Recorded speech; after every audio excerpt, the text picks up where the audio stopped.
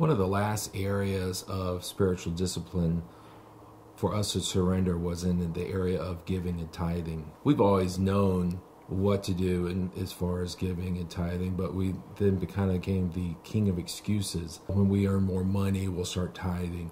Or when I fund the retirement, we'll start tithing. As I was doing a devotion, I felt God ask me a question. If you trust me with your eternity, then why don't you trust me today in your giving and tithing? There was a time when we were bound by materialism. When we were first married, we had very little money or resources.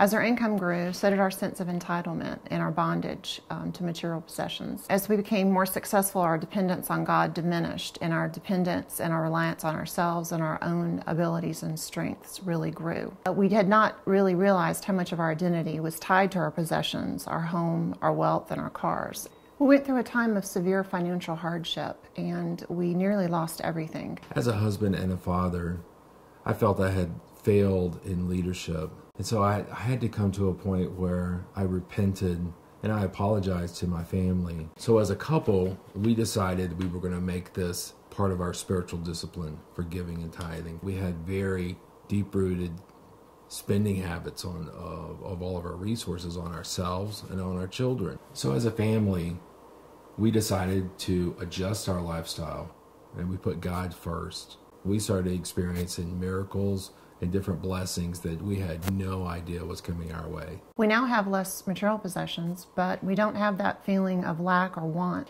We're no longer a slave to those possessions, and we became more outwardly focused than inwardly focused, and we really became more sensitive to the needs of others. Giving now is kind of a joyous occasion. Giving is worship. I've learned that God can operate and be more effective with the 90% than I could have ever been with the 100%. Giving for us has become a form of increased ministry opportunity. We see needs where we didn't see needs before. Once we begin to give faithfully and sacrificially, God just really began to show up in that area of our marriage. We encourage you to go ahead and take that step of faith and tithe. It'll be a step that may feel uncomfortable at first. You will get blessings and peace that come out of the obedience of following God's will for your life.